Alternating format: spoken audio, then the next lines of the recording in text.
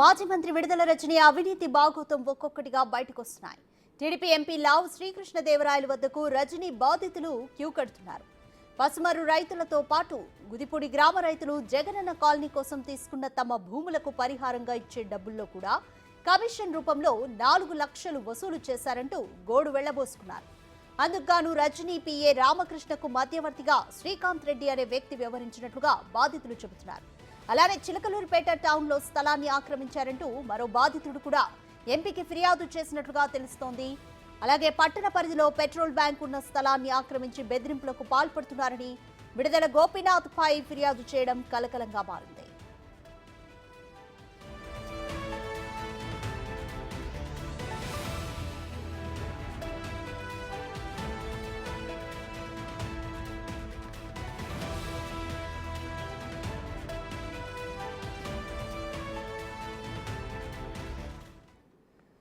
More details మా ప్రతినిధి సాయి శంకర్ అందిస్తారు.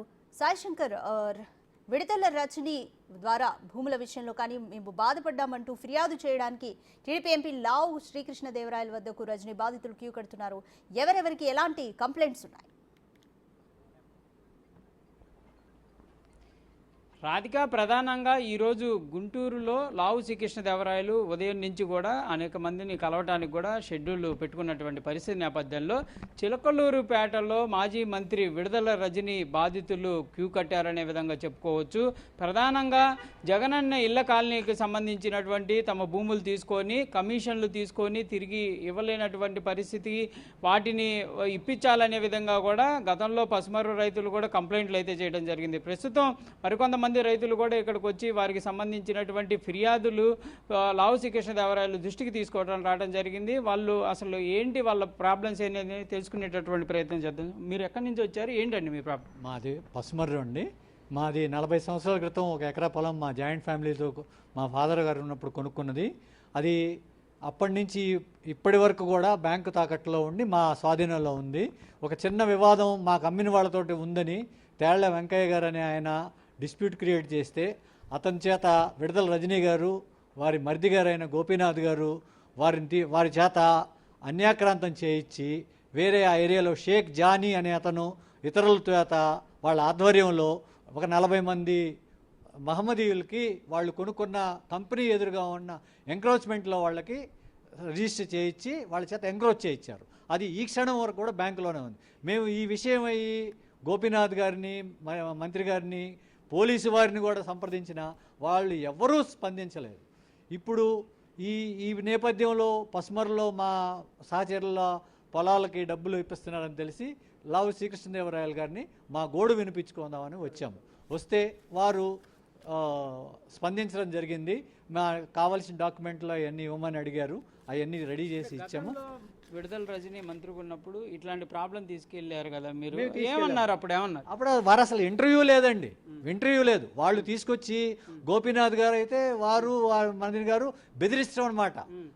ఆ రోజుల్లో పుల్లారావు గారు కూడా ఒక స్టేట్మెంట్ ఇచ్చారు. స్టేట్మెంట్ ఇచ్చిన వీడియో రికార్డు కూడా ఉంది. ఆ క్లిప్పింగ్ మీకు పెడతాను. ఏమని బెదిరించే వాళ్ళు? చంపేస్తామనే వాళ్ళ, లేకపోతే మీరు చేయకపోతే మాకు వ్యాపారం ఉంది, మీ వ్యాపారం ఆపిచ్చేస్తాం. మా మీద విజిలెన్స్ అండ్ ఎన్ఫోర్స్మెంట్ తూనికల కొలతల జాయింట్ డైరెక్టర్ని ఇన్స్పెక్షన్కి పంపించారు. మా దగ్గర అదృష్టవశాత్తు వారేమి మా దగ్గర తప్పులు లేకపోయే వరకు ఏం చేయాల. అలాగే ఎంఆర్ఓ గారి చేత మా పాస్బుక్ క్యాన్సిల్ చేయిద్దామని చెప్పేసి మాకు నోటీసులు 15 రోజుల్లో 6 నోటీసులు ఇష్యూ చేశారు. దాని నిమిత్తమై మేము హైకోర్టుకి వెళ్ళి ఎంఆర్ఓ గారి పేరు మీద, కలెక్టర్ గారి పేరు మీద మేము చాలా ఆర్థికంగా ఖర్చు పెట్టుకొని వాళ్ళ మీద స్టే ఆర్డర్ తీసుకురావటం అయింది. అయినా కానీ ఫిజికల్ హెరాస్మెంట్, ఎక్కడ ఆ ముస్లిమ్స్ వాళ్ళ చేత మమ్మల్ని ఎట్లా పడితే అట్లా మాట్లాడిస్తాం, ఏది పడితే అది బిహేవ్ చేయడం, మా ఇంటి దగ్గరకు వచ్చి గొడవ చేయించడం, ఇలాంటివన్నీ చేశారు. అందులో షేక్ జానీ అనేవాడు ప్రముఖుడు. అతని వెనక మాలిక్ ఇంకా 2-3 ఉన్నారు. వాళ్ళందరూ కూడా ఇతని ఆధ్వర్యంలోనే జరిగింది అదంతా. గోపీనాథ్, విడుదల గోపీనాథ్ వీరి ఆధ్వర్యంలోనే అవన్నీ చేశారన్నమాట. ఇప్పుడు మనం వెళ్ళి విడుదల గోపీనాథ్ గారిని కలిసి మాకేం సంబంధం లేదండి అని అంటారు. పోలీసు వాళ్ళు తీసుకోమంటే పోలీసు వాళ్ళు తీసుకోరు, వాళ్ళు స్పందించరు. మేము తీసుకెళ్ళి కంప్లైంట్ ఇస్తే కంప్లైంట్ మా కాదండి, తర్వాత అండి, వాళ్ళనండి వీళ్ళనండి అంటారు. నేను ఎంఆర్ఓ ఆఫీస్కి వెళ్ళి ఏమండి ఇదేంటండి నోటీసులు ఇవ్వడం అంటే, గోపీనాథ్ గారి దగ్గరికి వెళ్ళి మీరు మాట్లాడుకోండి, సెటిల్ చేసుకోండి అంటారు. సెటిల్ చేసుకోవడానికి ఏమన్నా ఆయన ఆస్తా కాదు కదా, ₹1,00,00,000 ప్రాపర్టీకి 15 లక్షలు ఇస్తాం, 20 లక్షలు ఇస్తాం అంటారు. ఈ రోజు కూడా బ్యాంకులో తాకట్టులో ఉంది. బ్యాంకులో ఉన్న రికార్డు కూడా కృష్ణదేవరాయలు ఎంపీ గారికి చూపించాం, వారు సహృదయంతో పరిశీలిస్తానన్నారు. చాలా చాలా సంతోషం. ఇది మరికొంతమంది బాధితులు ఉన్నారు, వాళ్ళని కూడా అడుగుతాం. అంటే మీరేంటి, ఎందుకు వచ్చారు, ఏంటి? మాది గుదేవారిపాలెం, పసుమారి ఆమ్లెట్ గ్రామం, గుదేవారిపాలెం. మాకు జగనన్న కాలనీకి పొలం తీసుకున్నారు. మా అన్నదమ్ములందరితో కలిసి 9 ఎకరాల 43 సెంట్లు. ఇది నిమిత్తం 40 లక్షల రూపాయలు తీసుకొని ఉన్నారు.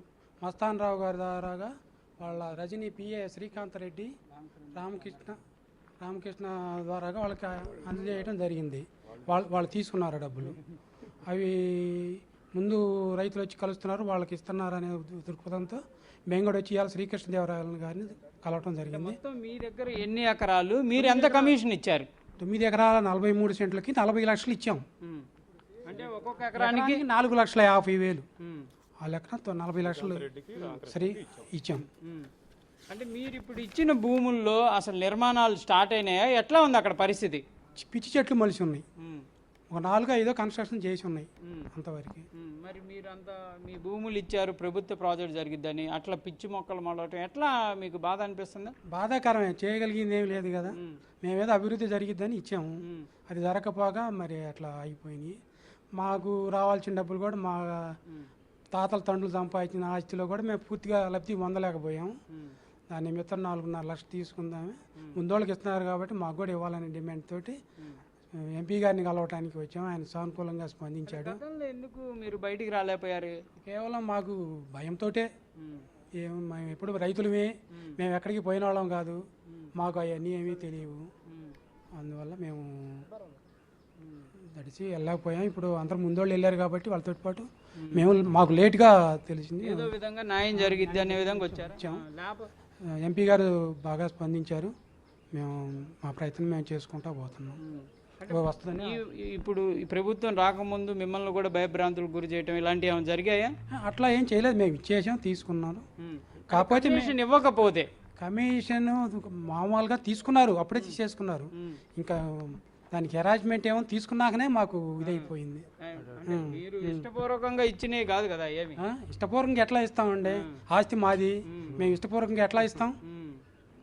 ఏదో చంపుకొని ఇచ్చాం, ఆస్తి చంపుకొని ఇచ్చాం. మాకు ఏయో పొలాల మీద లాసులు వచ్చో ఏయో మా ఇబ్బందులు మాకు ఉన్నాయి కదా, మా ఇబ్బందులు మాకు ఉన్నాయి. మా ఇబ్బందులు కొన్ని మేము కూడా ఎంతో కొంత జారిపోవాల్సి వచ్చింది.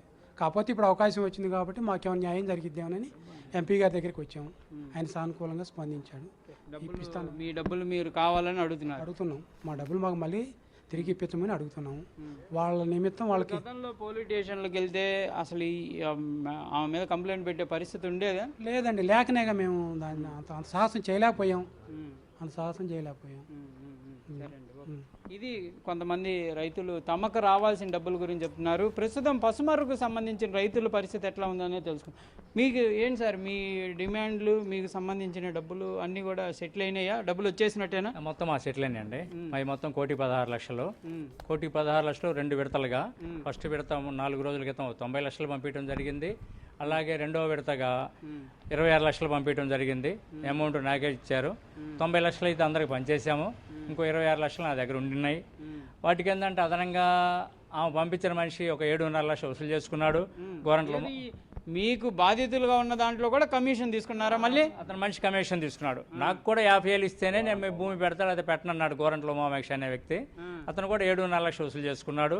అవి కూడా ఇప్పిమని చెప్పి మేము మా ఎమ్మెల్యే గారు పత్తిపాటి పుల్లారావు గారిని అడగడం జరిగింది. వారు సిఐ గారికి ఫోన్ చేసి చెప్పడం జరిగింది. సిఐ గారు పిలిపించి ఈరోజు మాట్లాడి ఇప్పిస్తానని చెప్పారు. అవి ఇస్తే ఆ 7.5 లక్ష 26 లక్షలతో మా ఊరు సమస్య మొత్తం క్లోజ్ అయిపోతుంది. 100% క్లోజ్ అయిపోతుంది. ఎంతమంది రైతులకి? 32 మంది రైతులు అండి. 32 మంది రైతులు. టోటల్గా 1,16,00,000. 1,16,00,000 ఇంకా 7.5 లక్షలు వాళ్ళు ఇస్తే 1,16,00,000 ప్లస్ 7.5 లక్ష మొత్తం మా ఊరికి రావాల్సింది.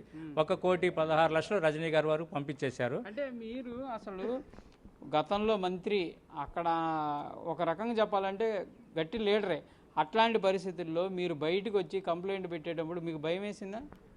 మాకు అందరికి ఒక ఎమ్మెల్యే ఉంటారండి, మాకు ఒక ఎమ్మెల్యే కాదు, ఆమెకి 4 మరుదులు, 4 ఎమ్మెల్యేలు, ఆమె మామ ఒక ఎమ్మెల్యే, ఆమె మామకి ఇంకో ఎక్స్ మున్సిపల్ తోట రాము, అతను ఒక ఎమ్మెల్యే, ఇంకా వాళ్ళ అనుచరులు 2-3 ఉన్నారు. దగ్గర 10 మంది పైన ఎమ్మెల్యేలు మాకు. ఎవరైనా బెదిరిస్తారు, ఎవరైనా కబ్జాలు చేస్తారు, ఇవాళ ఏది చెప్పినా మేము చేయాల్సిందే. పోలీస్ స్టేషన్కి వెళ్తే అస్సలు స్టేషన్ అనేది వాళ్ళ దగ్గరే ఉంటుంది, వాళ్ళ దగ్గరే పోలీస్ స్టేషన్ ఉంటుంది, వాళ్ళ దగ్గరే రెవెన్యూ ఆఫీస్ ఉంటుంది, చట్టం మొత్తం వాళ్ళ దగ్గరే ఉంటుంది. రజనీ గారి ఆఫీస్లోనే చట్టం మొత్తం ఉంటుంది. రౌడీజం ఒక పక్క ఉంటుంది, రెవెన్యూ చట్టం ఒక దగ్గర ఉంటుంది, ఇక పోలీస్ చట్టం ఒక దగ్గర ఉంటుంది. ఇక మొత్తం వాళ్ళు చెప్పినట్టు చేయాల్సిందే. చేయకపోతే ఇక మేము తిరగలేని పరిస్థితి మా నియోజకవర్గంలో. అట్లాంటి పరిస్థితిలో ఉన్నాం మేము గత 5 ఏళ్ళు. హైకమాండ్ కొరకు చెప్దామని పోయినా కూడా ఇవన్నీ మామూలేనన్నారు వాళ్ళు. విజయసాయిరెడ్డి గారు అయితే ఇవన్నీ మామూలేనాయా, మీరేం చెప్పొద్దు అనే ఒకటే మాట అన్నాడు. 80% ఓటు బ్యాంక్ ఉంది మాకు, మీ 100 ఓట్లు 50 ఓట్లు అసలు మీరు మాకు సాడీలు చెప్పొద్దు, ఇవన్నీ మీ 100 ఓట్లు 50 ఓట్లు మాకు అవసరం లేదు, మా జగన్ గారికి అవసరం లేదు, మీ ఓట్లు అయిపోయినా మాకు పర్లేదు అనేది నర్సాపేట కమ్యూనిటీ హాల్లో ఆయనకి చెప్పడానికి వెళ్తే అన్నాడు. అంటమే కాదు, మీరు ఎక్కువ మాట్లాడితే మిమ్మల్ని పోలీసులు పట్టిస్తాను, కేసులు పెట్టిస్తాం అన్నారు. ఇంకెందుకు మన గవర్నమెంట్లో ఓట్లేసి చాలా కష్టపడి చాలా ఖర్చు పెట్టుకొని ఇన్ని చేసి ఉండి కూడా మేము ఇంకా ఎందుకు పోవాలని మా గ్రామానికి బైపాస్ రోడ్డు ఒకటి మేము వేసుకొని 2007లో మరి రాజశేఖర్ గారు ఎమ్మెల్యేగా ఉన్నప్పుడు వేసుకొని దాన్ని వాళ్ళు కబ్జా చేసి నన్ను ₹1 అడిగినా కూడా ఏమీ చేయలేని పరిస్థితి మేమే కాదు, శ్రీకృష్ణదేవరాయలు గారు అదే పార్టీలో ఉన్నా కూడా ఆయన కూడా ఈమె పర్మిషన్ తీసుకొని రజనీ గారి అనుచరుల పర్మిషన్ తీసుకొని ఆయన కూడా చిలకలూరుపేట రావాల్సిన పరిస్థితి అప్పట్లో. అందుకని మేము ఏమీ చేయలేక ఇప్పటి వరకు ఉన్నాము. విజయసాయిరెడ్డి గారి ఆదేశాల మేరకు ఈ పార్టీలో మీరు వద్దు, మీ ఓట్లు మాకు అవసరం లేదన్నప్పుడు మేము మా పుల్లారావు గారిని ఇక్కడ సంప్రదించి ప్రధానంగా విడుదల లక్ష్మీనారాయణ ఒక రోడ్డును ఆక్రమించి గోడ కట్టేసిన పరిస్థితి కూడా ఉంది. మీరు కంప్లైంట్ చేయకముందు ఎలా ఉండేది, ఇప్పుడు ఎలా ఉంది? కంప్లైంట్ చేసిన వెమ్మటే కౌంటింగ్ అయిపోయిన నైటే మాతో పని లేకుండా అతనే వచ్చి అద్దరిద్దరు గోడ తీసుకున్నాడు, మొత్తం గోడ శుభ్రంగా తీసేసి వెళ్ళిపోయాడు. ఈ తర్వాత ఉన్న రోడ్డుని మేము కొంచెం నీట్గా చేసుకొని నడుస్తూ ఉన్నాము. తర్వాత ఒక 3 రోజుల క్రితం నాకే ఇబ్బంది పడ్డారు ఆ గోడ కట్టేసి రోడ్డు మూసేయటంతో. 4 సంవత్సరాలు 2019 డిసెంబర్లో రిజిస్ట్రేషన్ చేయించుకున్నారు. ఫస్ట్ ఒక కందకం లాగా తొమ్మిదారు రాకపోకలకు అడ్డం పెట్టి ఏందండి అని అడిగితే ₹1 ఇస్తే రాకపోకలకు పర్మిషన్ ఇస్తామన్నారు. మేము కట్టలేకపోయాము. కట్టలేకపోతే తర్వాత అతను వాళ్ళ ఇయ్యంకుడు తోట రాముకప్ప చెప్పారు మమ్మల్ని, మా గ్రామస్తుల్ని. మేము ఆయన అడిగితే ఈయన ₹1 అడిగితే ఆయన ₹1.5 అడిగాడు. మా అల్లుడిది సైటు. మీరు ఏది మీకు సంబంధించినటువంటి నడక కోసం ఉన్న భూములే మళ్ళీ మీరు డబ్బులు కట్టమన్నారు. గతంలో ఈ రోడ్డుకు ఆనుకోనున్న భూమి కూడా విడుదల లక్ష్మీనారాయణ కొన్నాడు 2012లో. ఆ రోజు కూడా నాకు హద్దు రోడ్డు అని రాయించుకున్నాడు. ఆయన కొన్న దాంట్లో రోడ్డు అని ఉంటుంది, ఆయన డాక్యుమెంట్లో రోడ్డు అని ఉంటుంది. ఆయన వాళ్ళ కోడలికి చేశాడు సుశీలాదేవి గారు, వారి పేరు మీద కూడా రోడ్డు అనే ఉంటుంది దక్షిణం. అన్ని డాక్యుమెంట్లో దక్షిణం రోడ్డు అని ఉంటుంది. అదే రోడ్డు కొన్నాడు ఆయన, బ్రాహ్మిన్స్ది. అది వాళ్ళని బెదిరించి వాళ్ళ చేత వర్కనే రిజిస్ట్రేషన్ చేయించుకొని నాకే బేరం పెట్టాడు ₹1 అని. ₹1 ఇవ్వలేకపోయాం. బెదిరింపులు ఇవన్నీ ఒకవేళ మీరు కూడా చూస్తుంటారు కదా, మీ ఎమ్మెల్యే గతంలో పనిచేసిన విడుదల రజని దృష్టికి తీసుకెళ్తే పరిస్థితులు ఉన్నాయా? మాట్లాడేవాళ్ళ దృష్టికి తీసుకెళ్లే పరిస్థితే లేదు, అక్కడ దాకా వెళ్ళటానికి వీళ్ళు. ఆమెను కలిసి ఎవరు అడ్డుకునే వాళ్ళు, ఎవరు అంటే ఆమె దగ్గరికి వెళ్ళి వాళ్ళ బ్యాచ్ మొత్తం ఎవరు చేరినవారు అక్కడికి, అక్కడ దాకా వెళ్ళడానికి అవకాశం అంటే ఆమె దృష్టికి వెళ్ళకుండానే జరిగాయి, ఆమె దృష్టిలోనే జరిగాయి అంటారు. ఎట్లాంటి బెదిరింపులు ఎదుర్కొనే వాళ్ళండి నియోజకవర్గం? పిఏలు ఉంటారు సార్, వాడు ఒక పేరు రామకృష్ణ, ఇంకొక అతను ఫణీంద్ర. వాళ్ళ అరాచకం మామూలుగా ఉండదు. ఆమెతో పని ఉందంటే ఏం పని మాతో చెప్పండి అని అంటారు వాళ్ళు. ఏదైనా డబ్బులు ఏ పంచాయతీ వాళ్ళే బెదిరించడం. ఏమనుకుంటున్నారు మీ గురించి మీరు? మేము గత 30 ఏళ్ళ నుంచి కాంగ్రెస్ పార్టీలో ఉన్నాము, లీడర్స్గా ఉన్నాం. మా డబ్బులతోటి సపోజ్ ఒక ఎంపీటీసీ ఒక ఎస్సీకి వస్తుంది, వాళ్ళు డబ్బులు పెట్టలేరు. ఆ రోజుల్లో మర్రి రాజశేఖర్ గారు ఉండేవాళ్ళు నాయకుడిగా, మమ్మల్ని పిలిచి చూడండి అనేవాళ్ళు. మేము రైతులను కొంతమంది చందాలు వేసుకుని వాళ్ళని గెలిపించడం, ఎలక్షన్ చేయడం జరిగేది. గత 30 సంవత్సరాల నుంచి ఎవరికి వచ్చిన సర్పంచ్ కానీ ఎంపీటీసీలు కానీ మేము దగ్గరుండి చందాలు వేసుకుని. ఇప్పుడు వాళ్ళ ఫ్యామిలీ ఎట్లా ఉండేవాళ్ళండి ప్రజలతో మాట్లాడే విధానం కానీ, అంటే విడుదల గోపీనాథ్ కానీ లేకపోతే లక్ష్మీనారాయణ కానీ అట్లాంటి పరిస్థితులు? రజనీని చూడటం కానీ మాట్లాడటం కానీ అసలు జరగని పని. మా నియోజకవర్గంలో ఎవరో డబ్బులు ఇచ్చేవాళ్ళు, వ్యాపార సెటిల్మెంట్లు ఉండేవాళ్ళు, ఇక వాళ్ళు కూడా కలవరు, వాళ్ళు కూడా పిఎన్ కలవాల్సిందే. ఇదే భూములు ఇద్దామని చెప్పి ఒక అతను మద్దాల గిరి గారి చేత ఫోన్ చేయించుకొని మా రజనీ గారి దగ్గరకు వచ్చారు. మద్దాల గిరి గారు ఫోన్ చేశారు రజనీ గారికి, మా రిలేటివ్ అమ్మ కొద్దిగా చూసి పెట్టమ్మా అని. వెంకటకృష్ణ గారు రీసెంట్గా చనిపోయారు. వస్తే ఎవరు ఆయన అంటే, నువ్వు మద్దాలగిరి ఫోన్ చేస్తే మేము తీసుకుంటామని ఈ భూములు, పో నా పిఏతో మాట్లాడుకోపో ఉంది. పిఏ పిలుచుకెళ్ళి పక్క పిలుచుకెళ్ళి నీకు ఎంత ధైర్యం, గిరిగారి చేత మా ఎమ్మెల్యే గారికి ఫోన్ చేపిస్తావా, నీది అసలు తీసుకొని పో అన్నాడు. తీసుకోలేంది. పాపం ఆయన ఆర్థికంగా దెబ్బతిని రకరకాలుగా ఇబ్బంది పడి అవమానం ఫీల్ అయ్యి, బ్రాహ్మణ్ చాలా మంచి వ్యక్తి, అవమానం ఫీల్ అయ్యి మానసికంగా దెబ్బతిని ఆయన రీసెంట్గా చనిపోయాడు 1 సంవత్సరం క్రితం. అట్లాంటి అరాచకాలు అసలు రజనీని కలవడం జరిగే పనే కాదు. ఏది కలిసినా కూడా ఒకడు ఉంటాడు రామకృష్ణ, అతన్ని కలవాలి. మరి అంతకంటే ఇంకో దుర్మార్గుడు ఉన్నాడు ఫణీంద్ర, వాళ్ళని కలవాలి. వీళ్ళకి తోడు ఇంకోడు ఉంటాడు ఏదో రెడ్డి, శ్రీకాంత్ రెడ్డి, అతను కూడా ఆమె పక్కనే ఉంటాడు. అతని డైరెక్షన్ మొత్తం అతని డైరెక్షన్ తోటి వీళ్ళంతా నడుస్తూ ఉంటారు. అంత అరాచక పాలన. మరి వీళ్ళ అరాచక పాలన సంవత్సరం నుంచి తాడేపల్లి నేను తిరిగా, మమ్మల్ని యాజ్ ఏ కౌన్సిలర్గా నన్ను పిలిచేవాళ్ళు.